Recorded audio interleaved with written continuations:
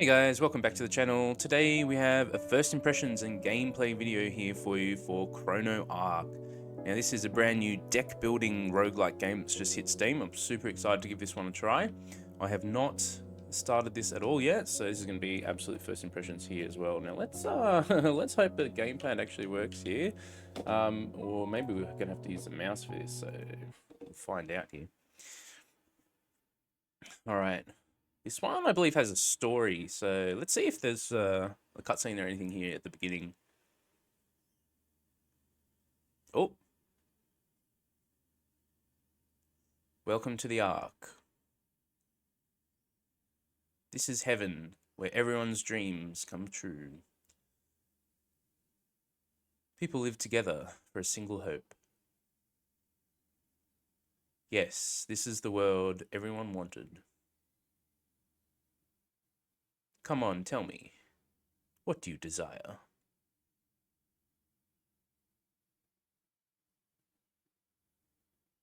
Interesting.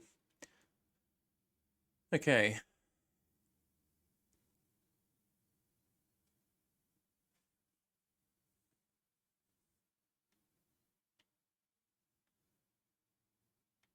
Okay. No gamepad support? Let's see.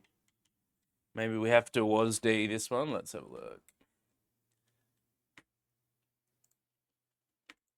We do have click to move as well. Or hold down to move. Lucy.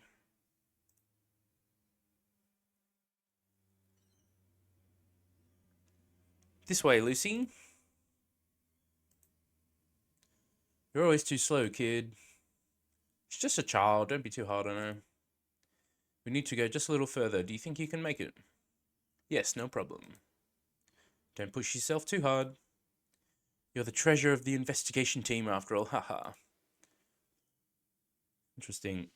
So I don't think this gamepad support here then. Let's just have a look in the options menu here real quick.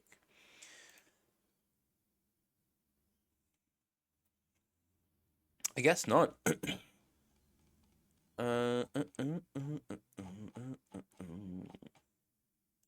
I guess maybe we have to play this one mouse and keyboard.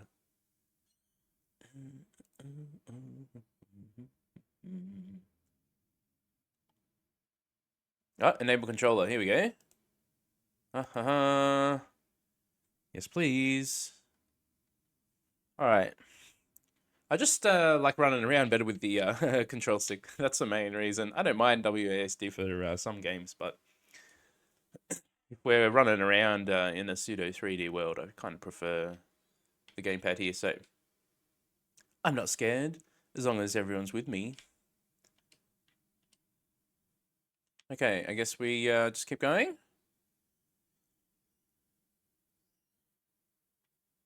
It's kind of dark here. Also, the sound is kind of low coming through here. Hold on. Hold on, let's just check. Let's just check we got some sound coming in here. There we go. All right. All right, we've got a campfire. Hey kid, try eating this. It's freshly cooked. Stay warm, Lucy. Wow, it's so warm. After collecting the last piece, we'll head to the clock tower. The journey's end is not far off. All thanks to Lucy. Hehe. I'll give you some credit. Okay. You're pretty helpful, you know that? Not just a kid. Okay. Do we talk to each of them? Alright, it's the girl we're helping. Be careful, don't let your guard down until this is over. Almost there. Okay. What do we do? Can we eat?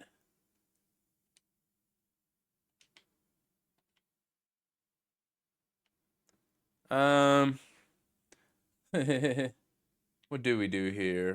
Do we just keep walking? Oh, we just keep walking, do we? Ooh. I can definitely hear it now. That static coming through. Okay. Okay, this is an interesting. Oh my. How could it end like this? Oh no! What happened? I'm afraid this is my end. Lucy, run as far as you can. Oh dear. A little bit. Just a little bit better. We could have activated the clock tower. No, she's still alive. Who we got over here?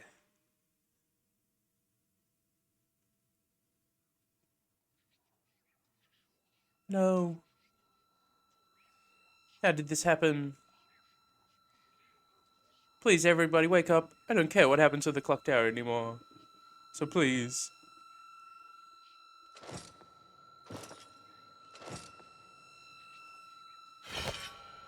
Okay.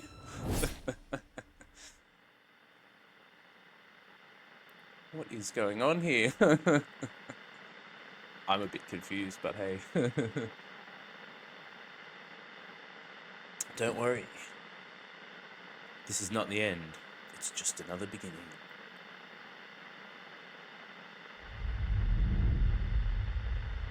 Because you are the hero of this world.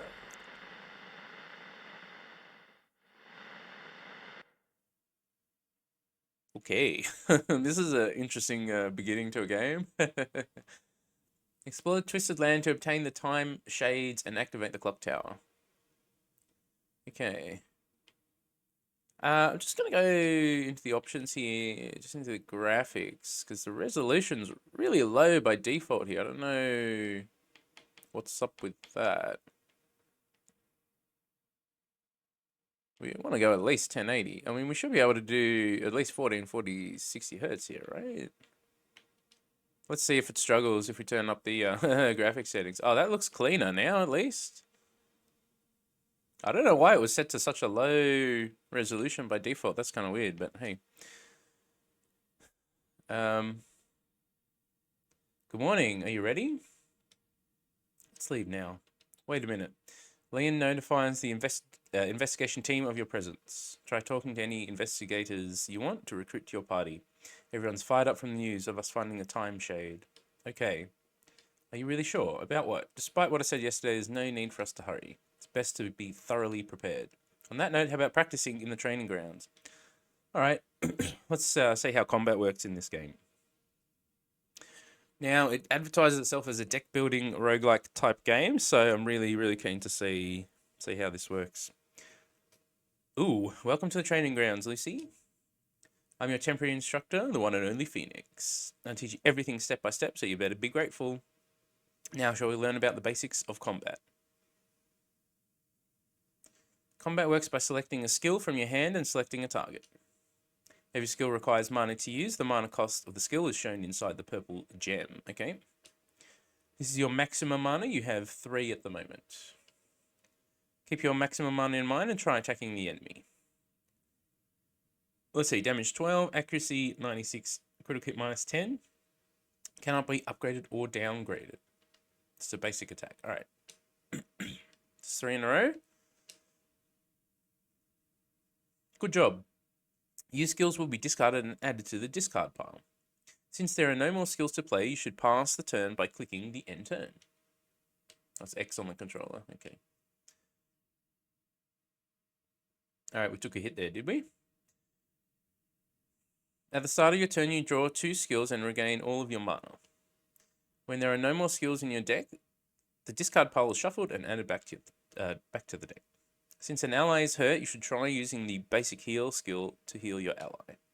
That sounds like a good call. Basic heal. Nice. Your ally is healed up and you have some remaining mana, so there are no more attack skills you can play. Casting another healing skill would be pretty useless here. In these situations, you should use the exchange feature that lets you discard a skill from your hand to draw a skill from the deck. Interesting. I'll put a draw skill at the top of your deck. Try exchanging the basic heal and then use draw. Alright, so we've got right bumper. What do we do? That one? Okay. Draw 2 skills. If there are no skills in hand, draw 3 skills. Ooh. Costs 0 as well. Alright, we've got some basic attacks here. Now look at the cost of the first basic attack. Weird, right? Why does this basic attack cost 2 when the others cost 1? This is because of overload. For every stack of overload on an ally, their skill costs are increased by 1 for that turn. The basic heal that you used overloaded your ally, which caused their skill cost to increase. I'll add a bunch of skills to your hand, so try casting them with overload in mind. Ooh, combo attack. 18, critical hit 100%.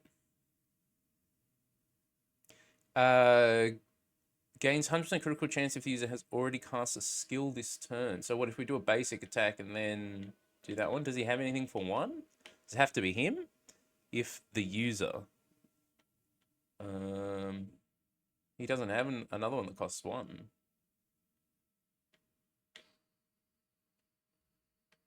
Let's just use it.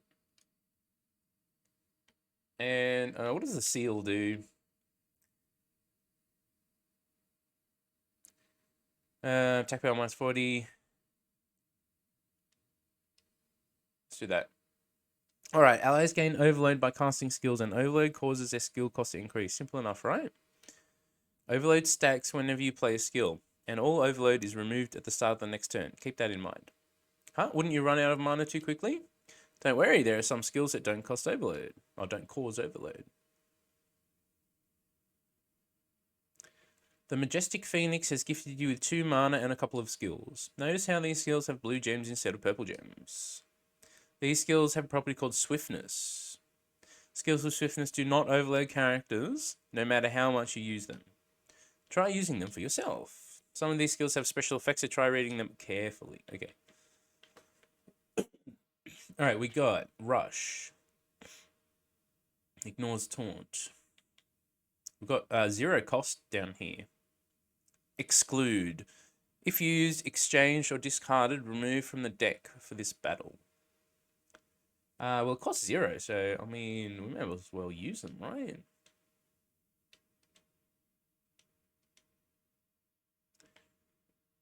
We still have 2. Each attack skill played will reduce this skill's cost by 1.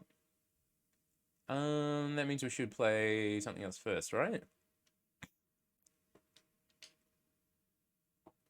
Good job. Isn't it fun to spam skills without worrying about overload? Besides swiftness, there are many other keywords that feature offer unique effects, so make sure to check them out. What happens if you're out of skills in your hand? In that case, you can try using a fixed ability. If you look at the bottom of the screen, there should be hexagon-shaped skill icons next to the ally portraits. Hexagon skill icons. I see little numbers there. This is called a fixed ability. Yeah. I've added a skill to your hand. Increased morale is a once skill. You can only be used once per battle, and it costs 0. Try using increased morale. Once swiftness, discard after 2 turns, gain 2 mana this turn. Now look at the fixed ability at the bottom. It's the same skill, but it costs 1 more, right? Try using increased morale in the fixed ability slot. This one down here. Okay.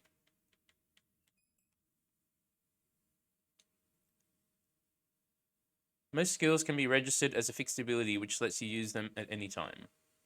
However, the cost is increased by 1, and only 1 fixed ability can be used per turn. If you want to have a skill available at all times, it's a good idea to register it as a fixed ability. Now that's out of the way, try passing the turn. Let's see.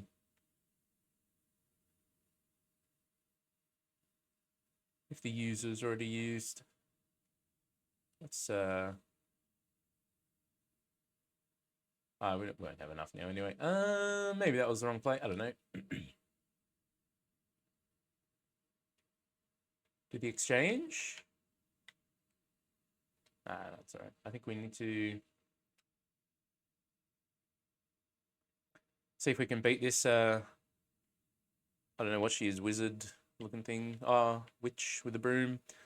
I'm sure you have a grasp on how to use your skills by now. Then it's review time. I've changed the deck and added a couple of skills to your hand. Exchange overload swiftness, fixability. Apply the knowledge you've learned so far and deal as much damage as possible. Alright, we've got 3. What does this do? Repeatedly deal 7 damage for each illusion, sword, and sword buff in hand. It's 1. Select a skill to gain swiftness. Reduce this cost by 1 for this battle.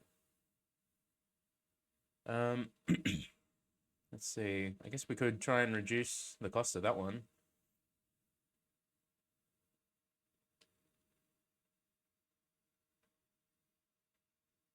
That one.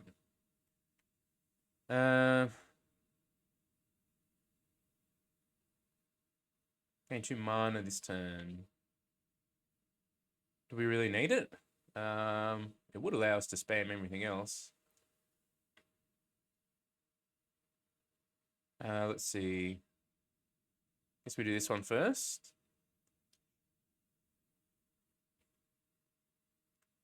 We don't really need to use the heal. I guess we could trade it out, right? We also got his skill down here, which is Ascending Slice. Create illusion swords equal to the amount of illusion sword in hand. It stops creating once the hand is full. Okay.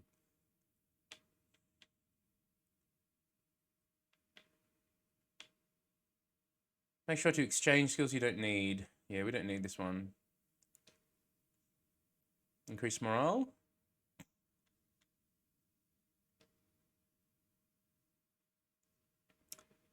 Oh, maybe we should use that one first, huh? That's all right.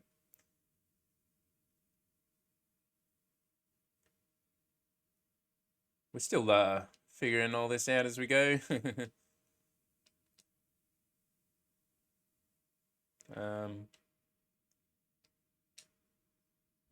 Slice. All right, I guess we can turn there. Oh, who's this guy? Perfect. As they say, a great teacher makes a great student, don't you think? There should be no issues with attacking, but problem is defending. Enemies won't just stand still and take your hits. On that note, I'll teach you how to minimize damage from enemy attacks. The next mechanic I'll introduce is action count. How do I explain this? Well, seeing is believing. Try planning some skills and pay attention to the action count.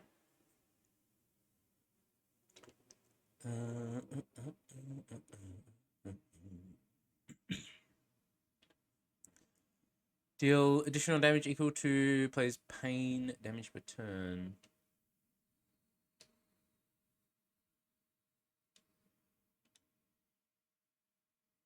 Oh.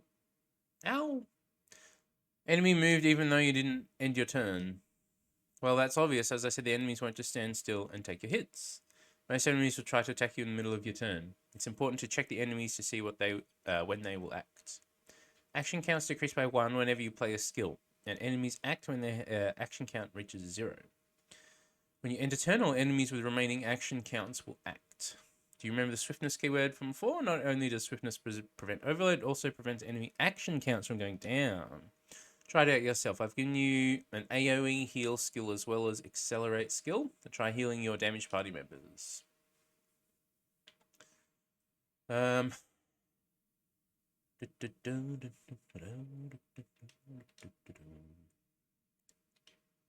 healing per turn, huh? That sounds kind of nice. Did you see that? After using swiftness skill, the enemy action count didn't change, right? I'm sure you understand how action counts work now.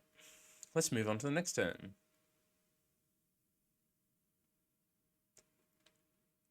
Okay. So this is a pretty dense tutorial here. Really throws everything at you straight away. Take a look at your ally's health bar. It turned green by the amount of HP that was lost. This is called Healing Gauge. Try using this heal skill on any party member.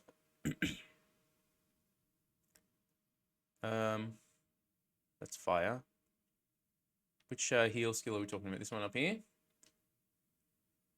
Oh, that's the most that can be healed, is it? Ooh. Guess this guy's weakest at the moment. Characters will faint if they receive damage at death's door. Recovering from death's door by healing. So once we've got 0, we're just sort of about to die. Now let's look at the health bars again. You can see these healing gauges are somewhat gone. I'll adjust the party health a bit, so try healing again. I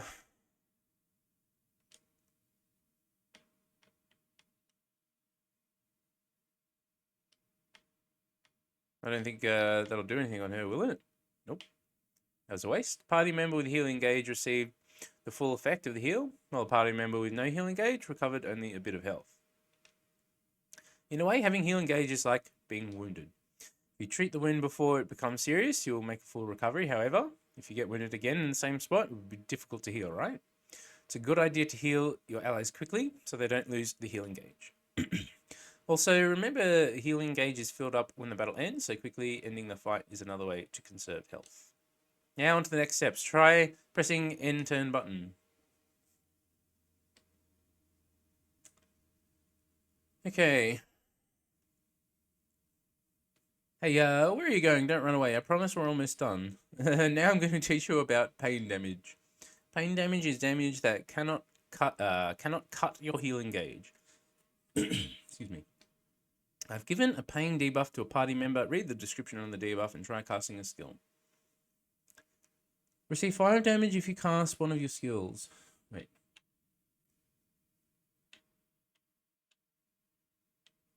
So we do that and we take 5 damage. Lovely.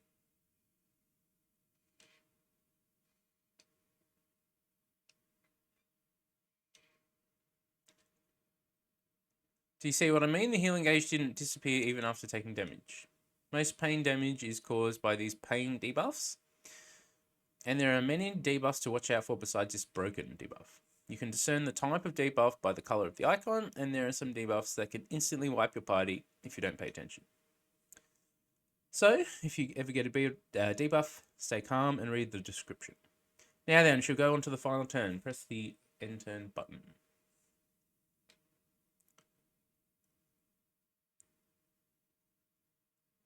Alright, time for the final stretch. This time I'll teach you about standby. Standby is a feature that lets you reduce enemy action count without having to play a skill. You see how the enemy action count is 1, right? Try clicking on the hourglass icon on the top left.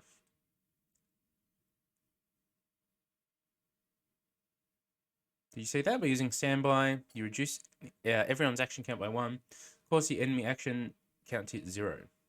May seem like a useless mechanic, but there are many applications. For example, you create opportunities to heal in between enemy attacks. There'll be situations where standby will come in handy, so make sure to remember it. Alright, that's it for the basics. Master Phoenix has nothing left to teach. There will be countless obstacles and strategies waiting for you in the Twisted Land. If it's you, I'm sure it can overcome the challenge with a calm mind. Most important thing is never give up, no matter how bad the circumstances. Okay, buddy, you've talked way too much here. Whew.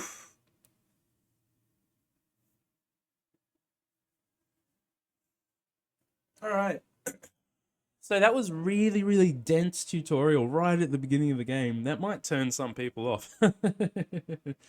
It's a lot to try and take in when you haven't learnt a game yet. So maybe they could, I don't know, slowly spam that out a little bit more as you're playing, as opposed to just dump it all. Hein is a warrior who harbors immense hatred towards the Church of Pharos. He is difficult to control due to his madness, but he has great potential. High max health and excels against hordes of enemies. Let's just go with the starter dude here, I guess. Oh, we get to choose a whole party here, do we? How many people? Oh, we got 2. Okay. Miss Chain loves destroying, burning, and cutting open anything in sight. Volunteer to Pressel. Maybe we go 1 crazy attack dude and 1 tank and see how we go. Alright. Alright, we're finally in the game.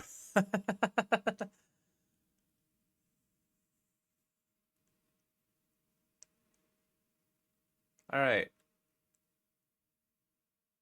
I'm not sure what's happening with the sound. I don't know if the sound is coming through properly for you guys, but I guess we'll find out. Alright, so looks like we get to explore the world, and it's got these hexagonal grid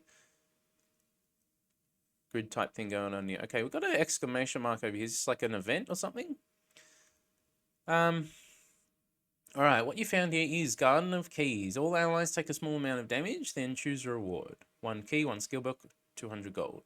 Obtain 1 curse, uncommon tier equipment, or obtain 1200 gold and a Lucy curse skill. Let's go to the cemetery garden for now. Dig the knight's grave or dig the baron's grave? Let's take the money. See what money does for us here early on. Okay, we get to take a curse, so this is not ideal, but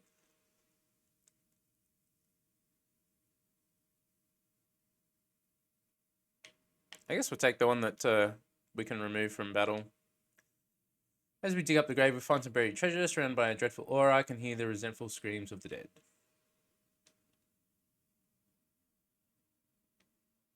Okay, fair enough. Alright. So, looks like there's a battle down here. Let's do a battle outside of the tutorial and see how we go here. Alright, turn 1. Move this skill to the top of the deck when a battle starts. Ignore the enemy action count, does not overload. Alright, this guy over here has got 1. We've got heals that we don't need. We could sub them out. I think we can only do 1 at a time though. Yeah, that's alright. Let's see. 12 damage. We'll be able to just KO this this dude straight away here, it looks like. Okay, evade reduced. No worries. Alright, we took out one of them. And got enough for a basic heal. And I guess that costs 0 anyway, so. Lucy's necklace revives a fainted ally, restores 1 charge at campfire. Oh, we got a little inventory up here too. Cool. Alright, let's end turn there. I think it's got two movements here. Select the skill to gain swiftness, reduce the cost by 1. Okay. I guess we will, but ooh, took him down to 1 health there.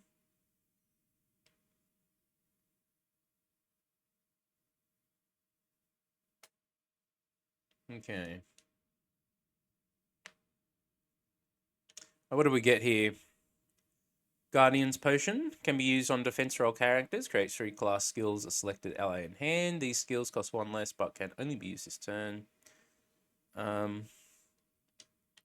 it a go. Gold, Soulstone, and Orb with mysterious power can be used to upgrade levels and maximum mana. You can upgrade your character by using Soulstones. Press the button to open the window. Let's see. Increase max mana. Increase card draw. I think card draw is going to be really good here. Draw a skill. Draw 1 additional skill for 2 turns. Draw 2 skills. If there are no skills in hand, draw 3 skills. Cast twice. View 3 random skills in the deck and select 1 to draw.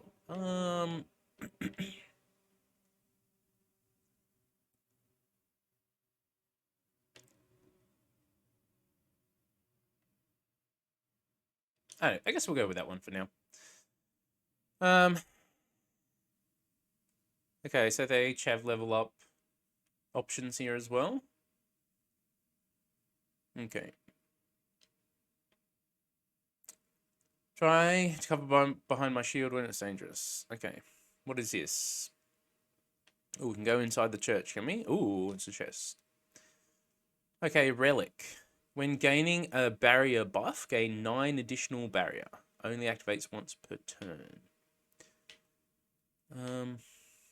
Increase faint resist by 33%. Heal up to 10 health when an ally receives fatal damage. Can only be activated once. Let's do the once per turn for the barrier. Do we have to equip them or anything? Or is it just active? Ooh.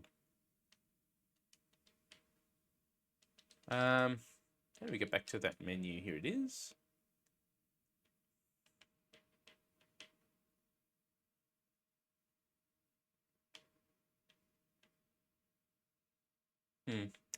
Well, I guess we'll find out. What's down here? Anything? Not much. Okay. Oh, there's a bush.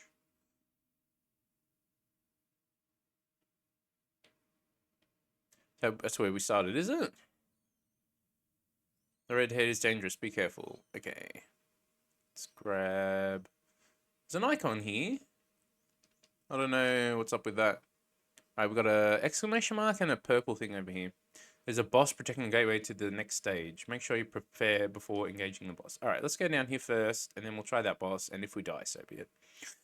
Press X to open the map. Look for exclamation marks and points of interest. Fast travel by blinking in the area and clicking on it. Ooh. Pile of old skeletons. Now we'll loot. Is that another boss, or where are the enemies hiding? It's not a boss. It's just they're hiding in. Move this guy to the top of the deck. Guess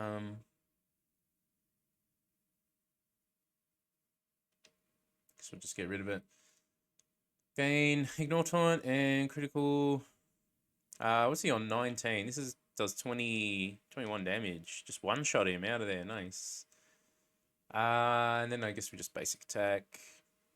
And we don't have any mana left there, so.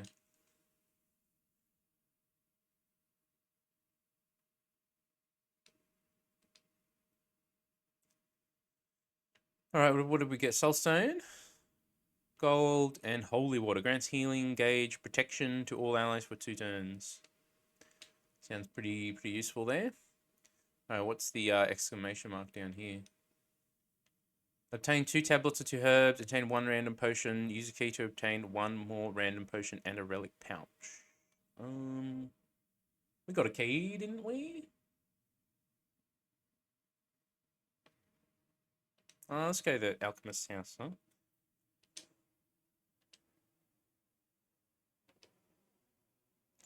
We need more keys. We do. Okay, that's fine. All right. What's down here? Let's just go up and try this boss. If we die, so be it. We'll just end the video there. As this end up being a little bit longer than I imagined with that tutorial. Taking quite a bit. 71. Okay, it's a 3-headed doggo here. Continuous straw. That seems pretty useful here, I think.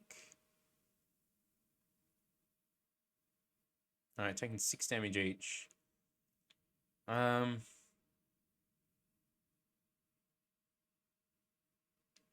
do the barrier. And here, this only heals 1 party member, I think. Cast a skill to remove from the deck.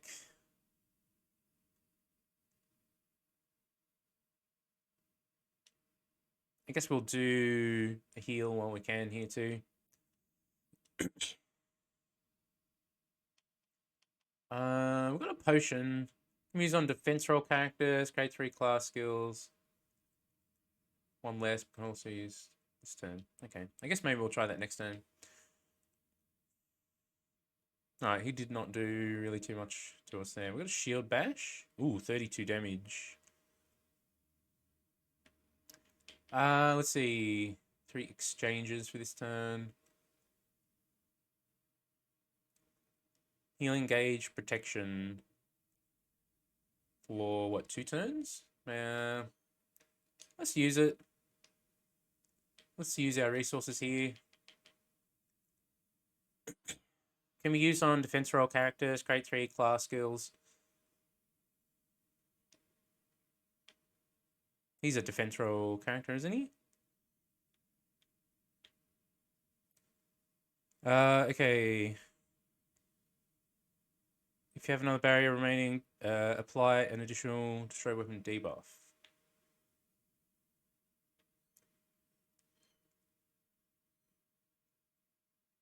Convert all ally barriers into party barrier. Do we have much barrier at the moment? He's got 8 defense. Is that the barrier? Okay, so it defends everyone. Okay, that's interesting. Once select a skill, oh, reduce it by 1. Okay. The shield bash, I guess that makes sense, right? We still got 3 energy here. So what do we want to do? Let's attack him. He's gonna attack us, but we have the shield. 9 plus. All right, whatever he's gonna do next is probably gonna hurt. All right. Oh, that was worth more before. Maybe we should have done it when it was sparking. Oh well. Did we crit him?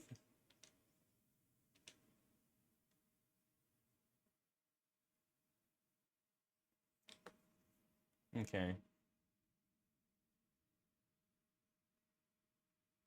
Let's see. End of the line. Damage 21. End of the line for you, buddy. And we crit him as well. Nice. Alright, 3-headed doggo boss. Wasn't too bad. Oh my, look at everything we got here. Credits, soul stones, golden skill book. You want a random skill, rare skill per ally, and learn one. Ooh. Box of friendship. Gift item. Sword. Unknown scroll. Let's grab everything. Oh, all right. So can we equip someone with a sword, or how does that work? Equipped items. Here we go. A to equip. Healing Steve minus 20, but attack power plus 17. Put it on high end. Alright, so you got equipment as well as level up choices over here. Except it wouldn't let me for some reason. Alright. There we go. Let's level him up.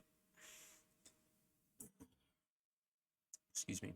Whenever Hind defeats an enemy with a skill, cast it again, half damage to another enemy.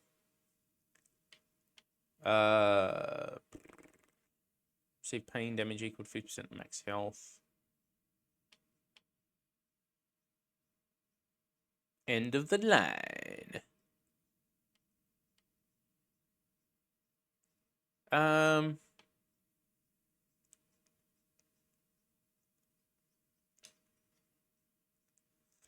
You can increase your maximum mana and add draw skills by spending soul stones. Maximum mana and draw skill enhance overall combat power. Yes, I imagine they do. Learn a skill. Assault slash, identify weakness, rage slash. How much does it cost? 2. They all cost 2. Oh, this one's 0 actually. Let's do a 0 cost one. Okay.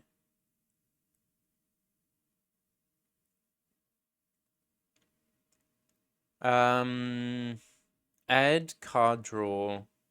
Both of these would be really good. It costs 2. How many do we have in total? Just 2. Okay. Maybe we take max mana here. Excuse me. Okay.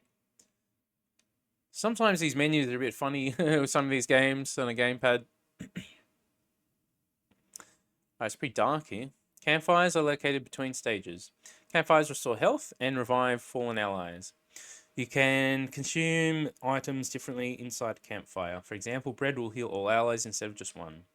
There are a variety of items you can use during camping, so try finding some on your next campfire. Okay. Campfire?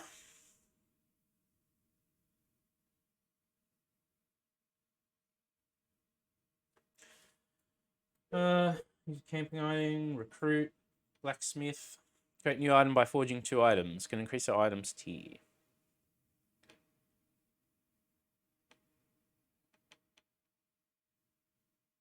I don't really know what to do with that yet. You can recruit. I think we're full on spaces there at the moment, aren't we?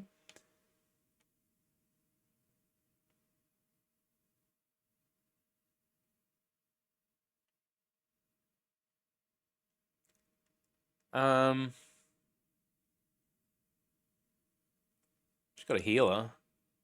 Recruit a character. Does that give us a third though, or what are we doing here? Yeah, it does. Oh, okay, cool. Okay. Blacksmith. Okay, so that's interesting. All right, we also have, let's see what this thing does. View 1 random rare skill per ally and learn 1. Oh my, what does she have over here? 5 barrier. Angel's Blessing attack power. Sub turn, bring an Angel's Protection skill to hand. That sounds pretty good. Absolute defense, reduce income damage to 1 and remove 1 stack. Bloodied Revenge. Let's take the barrier one. That sounds pretty good. Okay. And what else did we have? Box of Friendship. Using the field, able to turn a random gift item. We got a piece of cake. It looks like cheesecake, maybe. I don't know. It looks yummy. Okay, we've got a potion. Unknown scroll. That's a relic. Okay. Revive a fainted ally. Okay, interesting. All right. Well, you can save and quit by using the book. Activate a relic's power by placing it on the display stand. Can save your progress and exit here. This save can only be loaded once. All right, let's hit a save there for now. I think we're going to call the video there. This has already been a little bit longer than I had initially intended due to that tutorial. Now, that tutorial was really dense. I think this game is going to be really awesome once you get into it, but you do have to get over a little bit of a learning curve here right at the beginning. It really does throw a lot of mechanics at you straight away. So if you've never played a deck building roguelike before, it might be quite confusing, but I think it's probably going to be worth getting into. It seems like there are a lot of really cool mechanics here that could be pretty deep and allow you to really customize an awesome, character party as you go through a run here. We're absolutely going to get stuck into this game a little bit more. I really like deck builders. One of my favorite type of roguelikes. So it's really awesome. If you've enjoyed this video, consider hitting like and subscribe to help our channel grow. With that, guys, have a good one. I hope you have an amazing day. Thank you very much.